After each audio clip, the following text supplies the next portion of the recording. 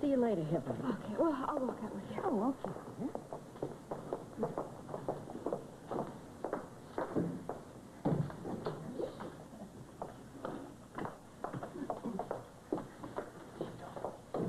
Hillary!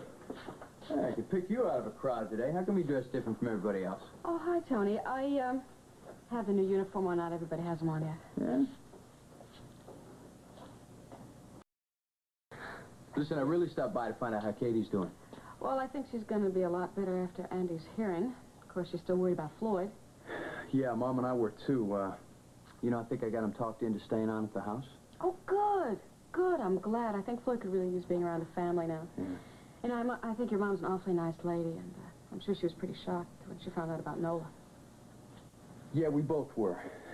I thought Nola could never shock me again. I was wrong.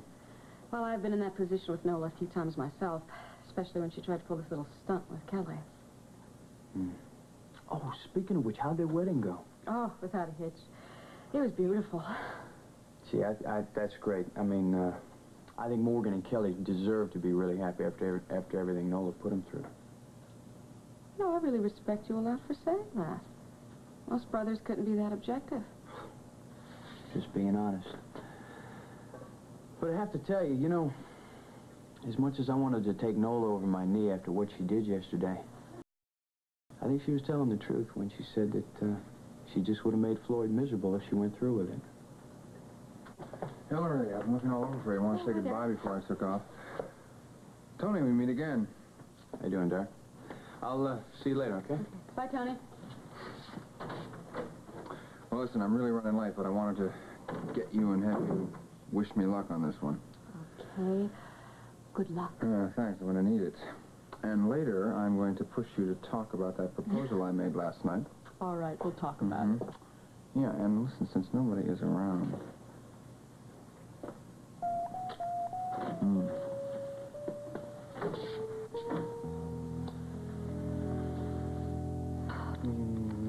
Oh, please.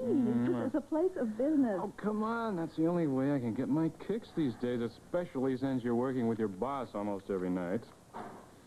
I hope you noticed how politely I left your apartment when Alan dropped in so unexpectedly last night. Yes. Thank you very much. Listen, if those all-night meetings keep going on any longer, I'm going to start to think that you were just handing me a line when you said that you were getting over those hang-ups about your old boss.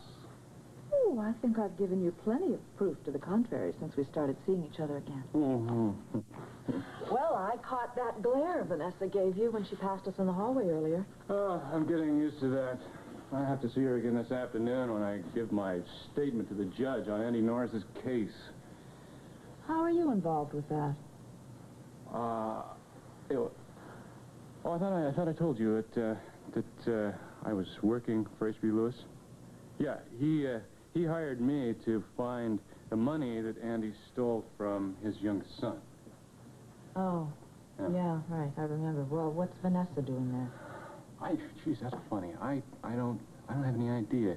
I just saw her name on the witness there. Well, find out, will you? I mean, if Andy was blackmailing her, too, maybe there's something else we can get on her. Yeah, I think that what you have on Henry should just about do the trick for both of them if you ever need it. Oh, that really intrigues you a lot, doesn't it? Well, I think it would make quite an interesting story for some raunchy tabloid. You're wrong. If that ever hits the press, it would lose all of its value for me. Yeah, I've got to tell you, lady, that I am so glad that you are on my side again. You better believe it. I do.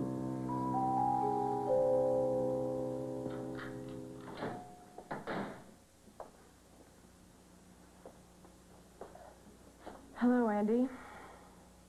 I'm surprised you agreed to see me. My curiosity got the best of me. I couldn't believe you'd have the gall to show up today of all days. I did because I felt I needed to talk to you one more time before your hearing today. Yeah. Your dime. Shoot.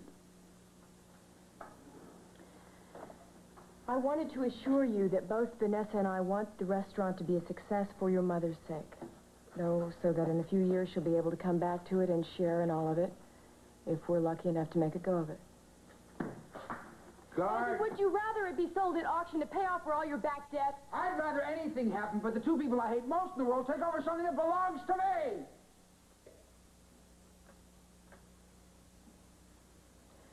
Andy, I am very fond of your mother.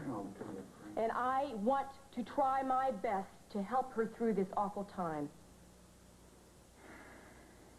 I talked to her today at the hospital, and I asked her not to be present in the courtroom when certain statements are made that I know will be very painful for her to Oh, hear. I can imagine the lies you're going to tell in that I courtroom don't this have afternoon. to lie to say anything that would shock anyone and just end up destroying your mother. And I think you know I know why you came here to twist the knife, because you don't think I'm in a position to get to you, don't you? I'll tell you something, Trish. I swear I'll tell you something. They haven't built the prison that will keep me from getting even with you for what you're doing to me today. I'm going to find a way. So I want you to keep looking over your shoulder for the rest of your life, because one day I'm going to be there, and I want you to remember this afternoon before you open your mouth.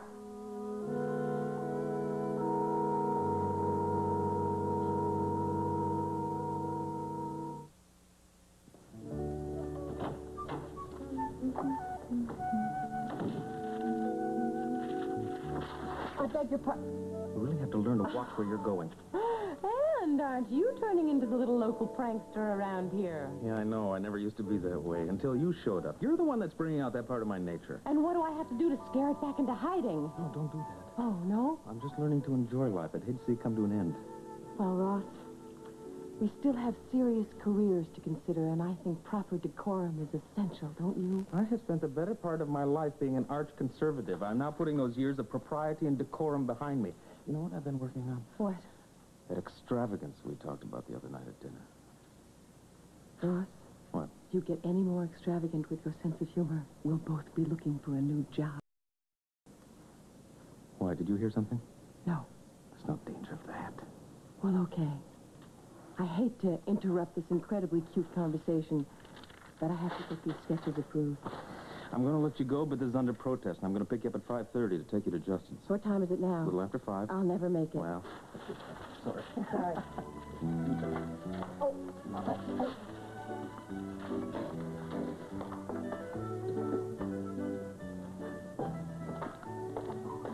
All right. I'll get back to you about it. Yeah, thanks. Hello, Joe. How are you?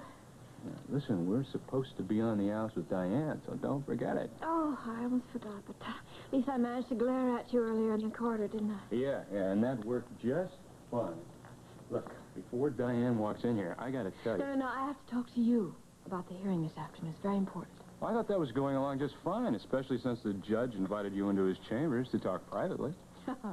Yes, that part of it went just fine, but then, as I was leaving, I walked right into Ed, and he, of course, had no idea why I was there. I don't see why that should bother you. I mean, you were Andy's friend. Can't you just slough it off that way? No, you don't understand Ed. He's so honest that even being evasive upsets him. And I, of course, made up some lame excuse, but, I don't know if he believed me, and tonight when I see him, I know he's going to ask me all kinds of questions, and I simply cannot run the risk of his finding out. What were you going to say? Nothing. I guess I just need to talk to my father. He's usually the one who has all the right answers for me. I thought you knew. Knew what? Well, Diane told me earlier that your father has flown to Chicago this morning. What? Joe, have you finished your call yet? I'm so glad that the judge decided not to press charges against you. So was I. All I could think of while I was waiting for Judge Hargrave's decision was having my son born. Charges of some kind. Still convinced it's going to be a boy. I'll love a girl as well, if she's exactly like her mother. Well, we'll see. How you feeling? Fine, really. I had a nice nap, and when I woke up, I thought about you in the judge's chambers. It was so strange, Alan. Andy and I were so close for such a long time. Yes, yeah, I know. Just don't think about it. Do you have any idea of how long a sentence he got? I didn't wait around to hear. But from the other testimony, The evidence was totally damning.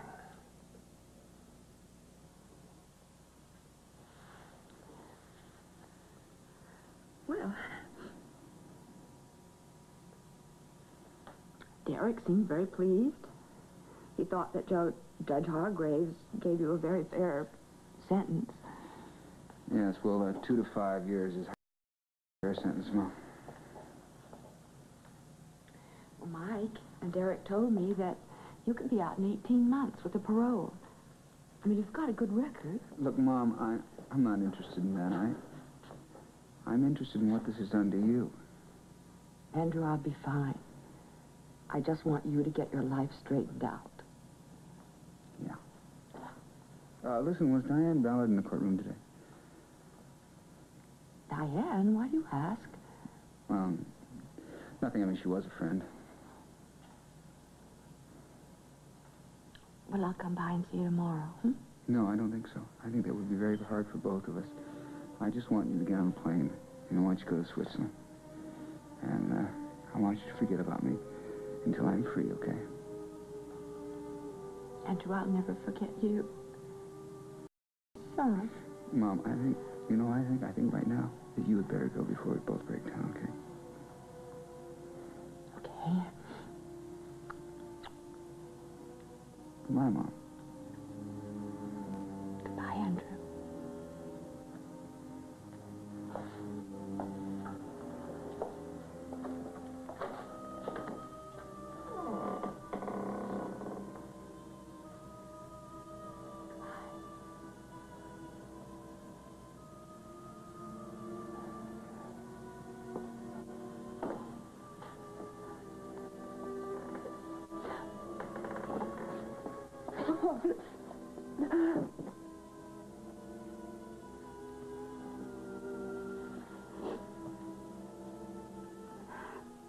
Barbara, wait right here. I'll drive you over to Mom's. But first, I'd like a word with Andy, too. Yes, of course.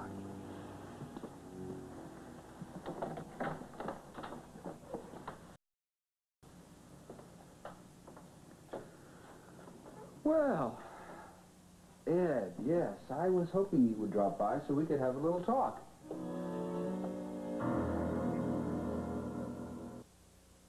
This has been the award-winning Guiding Light. Fashions provided by Lily Rubin Salon, South Southwest, Ruth Saltz Designs, and Barney's.